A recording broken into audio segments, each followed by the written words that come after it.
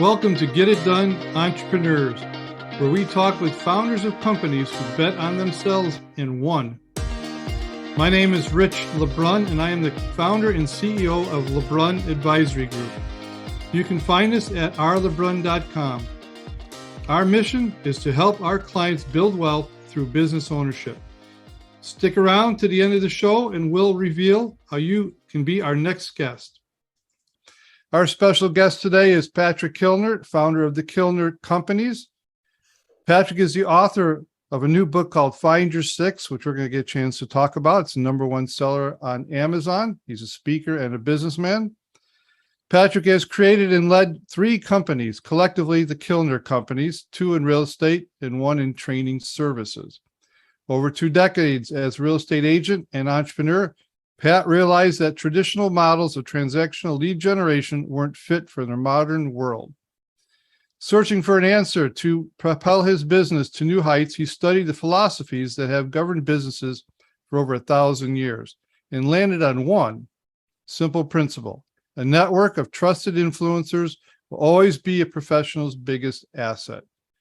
Seeking to reintroduce this approach to the business world, driven by cold calling, forced networking, and other impersonal tactics, Pat developed the Find Your Six framework for building a network of trusted influencers and becoming an influencer yourself. Outside of his network, to redefine influence, Pat is enthusiastic about giving back to the community. He is a co-founder of the DC Accelerator, a young professional development nonprofit. His companies support the special needs community in the DC area and in Jamaica. Pat also serves on the boards of primary education initiatives and volunteers his time to develop strategic plans for nonprofits focused on inner city DC youth. Pat resides in suburban Washington, DC with his wife, Elena, and their children, and you can find him on findyoursix.com. Pat, I've been looking forward to this conversation, so welcome. Thanks, Rich. Great to be here. Yeah, great bio there. It can go on and on and on, but for sake of time, I try to keep I'm glad you didn't anymore. That's embarrassing. It's embarrassing. There you go.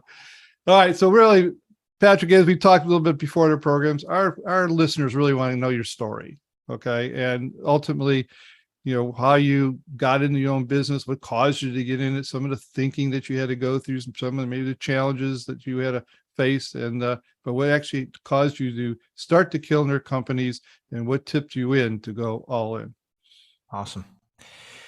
Well, I guess that's where we'll start, is you going all in. I guess I didn't know that you shouldn't go all in because I came from a family of entrepreneurs. So I'm 3rd generation entrepreneur. My grandfather, who's actually still around well into his 90s, started a company because frankly he lost an eye, and they couldn't employ him anymore because he wasn't able to work anymore, and so he had to start his own company to take care of his 9 kids, and that it's one of these stories that sort of became sort of the fabric of our family, and very, very harrowing. But this is a guy without a college education, right? Marine drill sergeant, marries a sweetheart, starts having kids, and oh my gosh, now I'm half blind and I can't work anymore in that profession. I now have to figure out how to do this. And he built a network of influencers that he relied on and sent kids through, education and life. So that was, that's I think we become the stories that we're around. And that's one of my earliest stories that I remember. Just that was just part of our family life. My dad built homes, and so as soon as we were able, we were in the pickup truck with him, swinging a hammer and trying not to hurt ourselves on job sites. But you get to see somebody dealing with the adversity of the weather, clients, supply chain issues, the crises of credit in the 80s, all sorts of stuff. He went bankrupt, started a company again, and I remember as a kid just the tension in the home as a result of the decision to be an entrepreneur, and also the great victory of it as well. right? So, we're all going to face our own disruptions in life, personal, professional. And the question is, what do you do with them? And great entrepreneurs just sort of, they understand that difficulties are just opportunities wrapped up in short-term inconveniences, I suppose. Yeah. Great story. So it's in your blood. It's in your blood. I guess you could say that, right? At least that's the gift of having these two men who gave this to me. And so when I graduated, so I went to grad school. I actually went to grad school in Spain, and when I came back, I didn't know what I wanted to do. I was engaged to marry my beloved wife Elena, and so started handing out my resume to different people. And my dad actually told me, go talk to this guy. He could run for mayor of the town. He knows everybody. Surely he'll know who to connect you to. And it turns out that this guy had his own boutique real estate firm. And he was just into everything. I mean, everything from investing, commercial, land development, all sorts of stuff, all the way through the residential side. And he said, well, why don't you just get your real estate license? I'll teach you everything I know. And that's how I got into real estate, specifically. And did learn everything that I could from him, and then started to find other great people to surround myself with. And I've been very fortunate 20 years later to have built a really great career. So you went off on your own, started the Kilner Companies? Yeah. So, and the reality is in real estate, as you know, Rich, I mean, you're on your own from the beginning, really. I mean, you're an independent contractor. So, you start that LLC as soon as you possibly can. And the earlier you realize that in the real estate game, the better off you'll do. And I realized that about 6 months in, like, nobody's going to give you anything here. They'll give you their time and knowledge, but Sure. you're not getting handed business, at least in my paradigm, right? So very quickly started, my little LLC and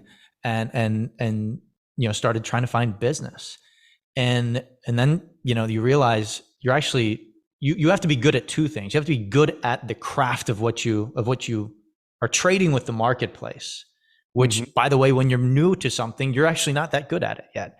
So you've got to work at that craft. Simultaneous to that, you have to become excellent at the business development side of things, so you don't starve to death. And all the while doing that early on without having mastered your craft. So you're trading something in the marketplace that even is not best in class. Mm-hmm. And that, I think, is one of the things that people ask, why do entrepreneurs fail? I think that's part of it. Is not necessarily having had the time to be best in class. Now, you can, you may be able to buy best in class. I'm going to associate with best in class, right? You buy a great franchise system, that works, and you plug into that. That's a faster path to that potentially. But I didn't know that, so here I am, just trying to figure it out. And that led me to start an organization, and and I'm really fortunate to have found great talent within that organization, or as I built it, and which has given me tremendous leverage. And one of the things I tell people as they're getting into business is the only way as a small business that you get to have a more interesting job is to fire yourself, hire great people, and fire yourself from the job that you just created for them. Right. So wait, let me time out. Explain what fire yourself means. I mean, you didn't leave the company, but explain tell me how you use that phrase. Yeah, I mean, well, when I started out, I was my own business. I did everything. You're, chief cook and bottle washer, right? So you start out, well, in order for me to grow, there were daily tasks. I made a list of all the things that I was doing that I could pay somebody else $25 an hour to do at the time. That became the job description for the first hire, and I brought her on. I didn't know what I was doing when I was hiring, so I brought on the first person, and within 60 days, she came to me and said, "Hey, I need to leave." I thought, okay, I clearly have no idea what I'm doing. Yeah.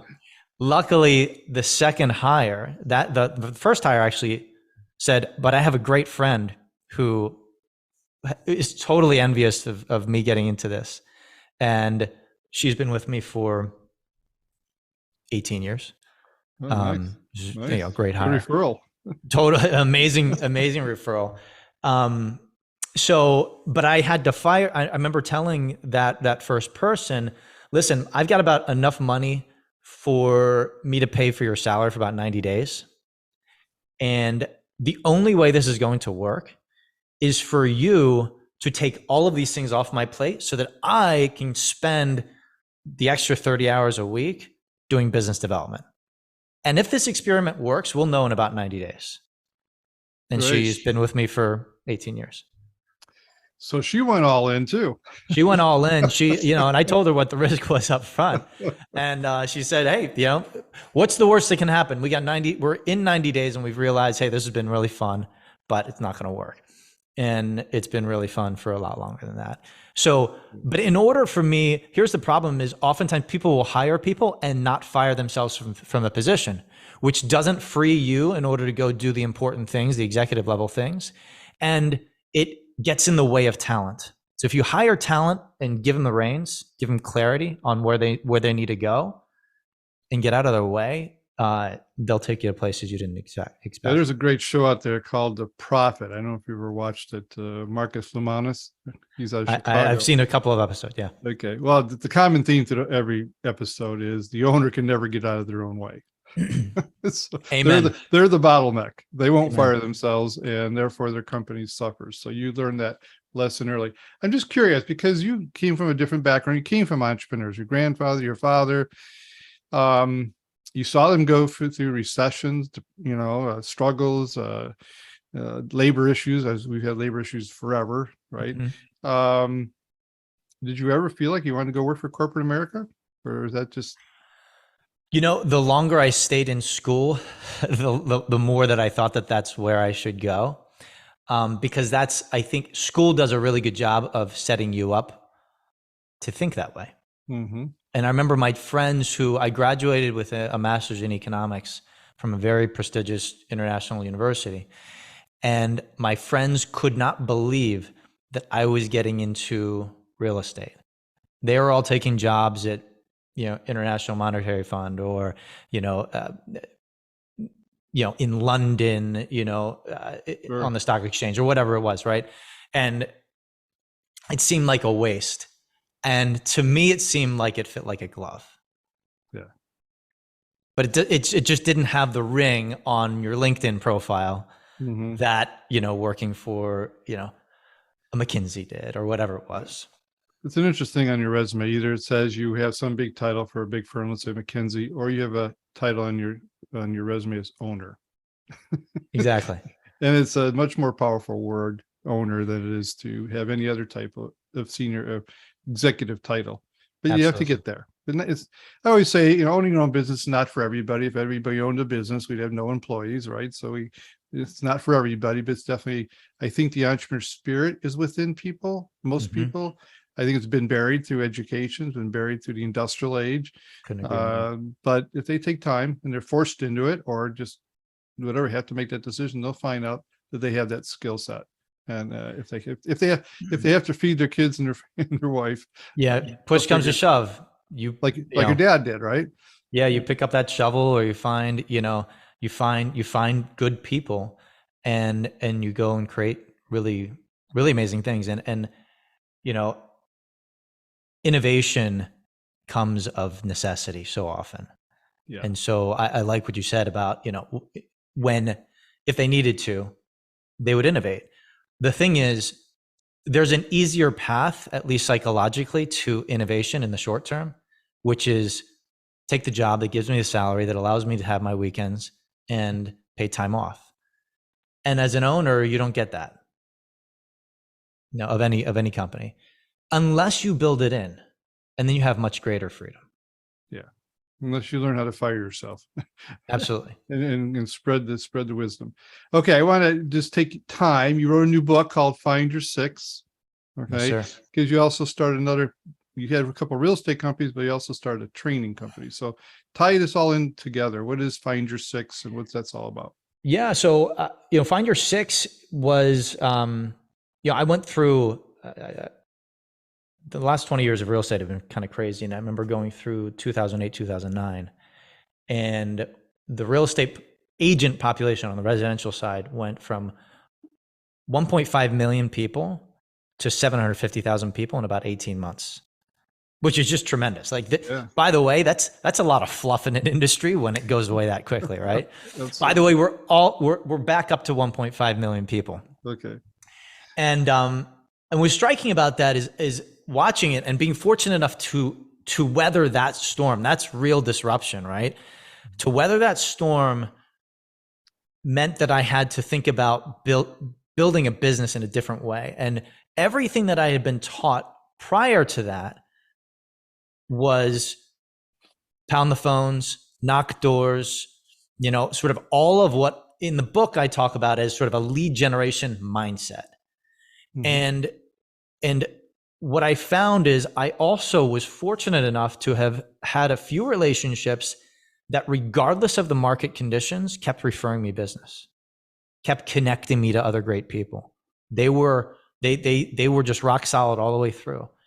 And I found, well, that, when I sort of deconstructed where my business had come from that year to get me through those tough years, my business grew as a result of just a handful of great relationships that I was fortunate enough to have. And so I began teaching that to the people in my organization as the way in which we do business. And since then, I was asked within the industry and then outside of the industry, could you teach us how you have, brought in business over the years? And I remember speaking to a class of people one day, professionals of all sorts. And I remember saying, okay, so we're halfway through the year, we're doing a halfway through the year review. You had a revenue goal at the beginning of the year. You are at this place now in the year, and you've got a gap. And you may not be on pace, right, to hit it. Mm-hmm. Now, let's, pull ourselves up by our bootstraps. What lead generation option do you have in your back pocket that you can take out and bring to the bank so that you can make money between now and the end of the year? Write that down. Say, I'll get to work and then write that down. And I said, so I'm curious, because I was actually trying to find like the best things that they could come up with. How many of you are really excited to execute on that lead generation strategy for the next 3 years straight? 5 days a week, 2 hours a day, you're going to go get after it. Of 40 people in the room, not a hand was raised. I thought, okay, so I'm just curious, if you're doing things, if your solution to making business come in the door, you don't want to continue doing after this year, it's probably not a successful idea. If you have children, would you think that it would be a good thing to teach them this tactic so they can have a more fulfilling career? And not a hand was raised. And I thought, well, if we are doing things that are that unfulfilling, then it's probably a bad business practice as well. It's not an issue of just grit and perseverance. We hear a lot about that in business. But the other reality is we're building businesses for the long term. So let's build a business development paradigm that we're excited about 10 years from now. That frankly, after 10 years, we're even more excited about it than now. And that's what Find Your Six is about, is how do you build a business development paradigm that you are excited about, that you would teach your own kids, that is deeply fulfilling, but also, regardless of market conditions, it's disruption proof, because we're all going to deal with disruption. Whether it's tech coming in and trying to cut the fat off the bone and race to the bottom with prices, whether it's a competitor coming in, or whether it's the economy and inflation, we're all going to have disruptions. And fast forward, I started researching the book. I sat down with 60 of the most influential people that I could find in my area of all different stripes. And these are mostly people at the end of their careers, towards the end of their careers. And I sat down with them and said, who are the people that have been most impactful for you over the course of your career? Mm-hmm. And the average, so they're awesome stories, but the average number of people that it took for these people to have like top tier careers and businesses were just 6. Mm-hmm. It was just a handful plus one of people. You've heard the Jim Rohn quote. You're the average of the 5 people you associate with, right? That you network with or whatever. And I found it was actually just one more. It was just 6. And so in the book, I talk about how to think about that talent. You're really in a talent game. Just like you're looking for internal talent, you're looking for external talent to grow your business with and through. Whether those are people who are referring you business, whether they sit on your board of advisors, formally or informally, no matter who they are, you're looking for those people who can accelerate your growth as a professional. And the question that I wanted to deconstruct and give a system for in the book is, if it took people accidentally who arrived at amazing places in their careers an entire career to find their 6, what if you could do that in a year? What if you could do that in 6 months? What would that look like in terms of your acceleration of your growth? And so that's a bit of the entrepreneur's journey that I lay out in the book for people who are interested. Fantastic. And so when you find that core, that obviously, permeates all through your actions thereafter. Absolutely. And as you said, it's creating a system that's sustainable. They'll pick up the really phone is. cold calling just for numbers. Just doesn't work anymore. It is, and AI does it better than you. Oh yeah, there you go. You're right. Like and there's so much that, look, if you're doing work that a computer can do, you're probably fighting a losing battle. Mm-hmm. Really, you can be a commodity, or you can be indispensably important to the success and growth of your company and your career. And so I, for one, want to be disruption proof and a non-commodity.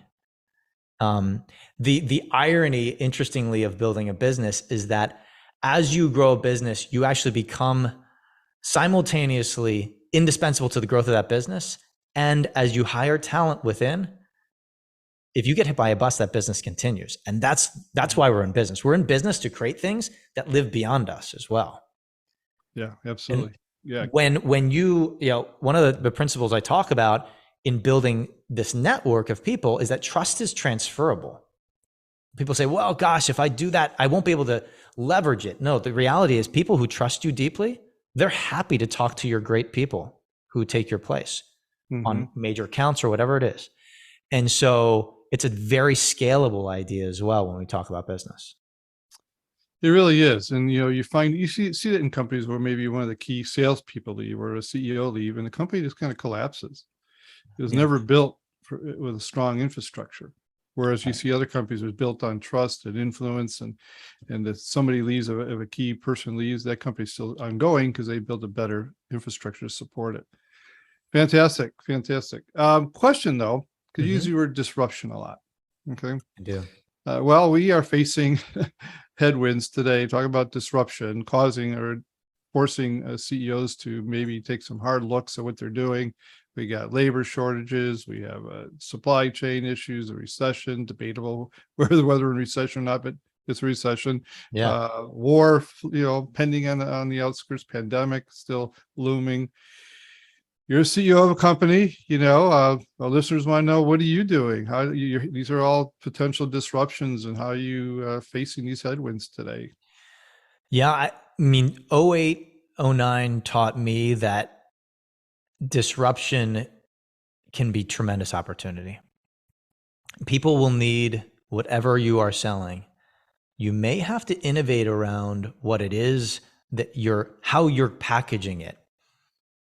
And you may actually have to up your offering in order to stay in business while other people race to the bottom.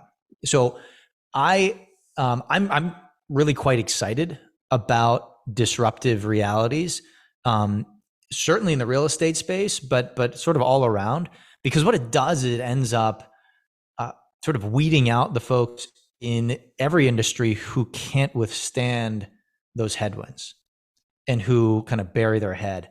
To my mind, these are going to be amazing opportunities for entrepreneurs who stay in the game of innovation, who are excited about winning. And if you're here's the problem. If you think you've made it and you're coasting, disruption is going to come for you. Right? There's no such thing as coasting through a disruption. Yeah. So I'm really excited about it. We're internally launching some stuff that actually repositions our agents as greater fiduciaries and gives them, we're using tech actually to enable them to sit in a position with families and investors where they're providing not just a tactical one-time transactional help, but allows them to sit with these folks and create an entire real estate plan for their lives. And so that's where we're going, because really with every disruption, what happens? You have people who go, okay, we're going to sell the product for less than anybody else. Right? And that itself, by the way, for an industry is super disruptive. Right? That's how, yeah. And that's a good efficiency, by the way. I really like that. Where there's fat to be cut off, let's do it. I'm very, very free market when it comes to that. Now, the other side of that is you can determine that you're not going to do that. You're not going to play that game, race to the bottom, but only if you're providing exponentially more value. And people will vote with their feet. They'll vote with their dollars and they'll vote with their feet. And so that's kind of the fun of, I see this as a place where people need better advisors. They need more insight. They need people to think in a far-sighted way for them. And if you're in the game of not just information distribution, but wisdom for people, you're going to last through any disruption. Well, I think about your industry. Take all the other world headwinds off the plate. Your industry is competing headlong with technology. You get Absolutely. Zillow, realestate.com, you get all the realtor.com. You have all these people who's trying to say, you can just go buy a car on like a vending machine online, and here click you a button, and now you're a quote. But you're a personal service business, so they're trying to replace you. 100%. How many travel agents do you know? Yeah, right. Right. It's coming. And I know a few. You know what they do? They provide a service that cannot be found through an online portal. Yeah. They have curated relationships that only they have, that enable them to create an experience for travelers that is just tremendous. And they can charge whatever they want for it because they're the only people who have that. That's the side of it. Every industry, if you want to survive, you want to be on that side of the industry, unless you're the tech disruptor. And I love tech. I'm no Luddite. I think it's awesome that tech is coming in and saying, listen, there's a lot of people in here who are making way more money than they deserve. That's really what tech is saying. And there's fat on that bone, and we can offer virtually the same service for pennies on the dollar to consumers. And we're going to create, yes, it'll be disruptive, but we're going to make a lot of money because we can do it at scale. Right. And if that seems threatening to you, you may need to go find a different industry. Yeah. Well, obviously you figured out a way, and the personal service still takes the pole position if done right. Absolutely. And there's always going to be a population, who want deep personal service. And there's going to be other folks. And, look, I bought a car online. It was great. It's an awesome experience. Right. So, Pell, let me hard to get me. Right. So you're speaking to the listeners here. One listener's owner of a company is thinking about expanding, going to another line of business. You got the other side of the coin. The listeners are, executives working for corporate America, deciding whether or not they should jump in this market today and start their own company. Speak to them, give them some wisdom. Run, go forward, charge, sit, pause. What's your advice? I'm a firm believer that the stability that you are going to enjoy is the stability you create.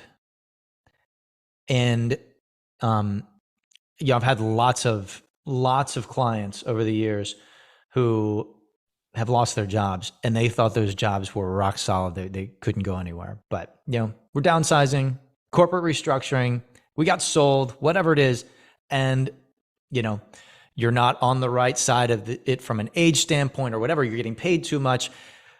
your stability, building your stability is an entrepreneurial activity, whether you're in an industry currently and building that. Look, I know a lot of very entrepreneurial people within very large industries who have great positions in companies as well. I think your indispensability to that company depends on your entrepreneurial take on things. People who are playing it safe within companies are the easiest to get rid of.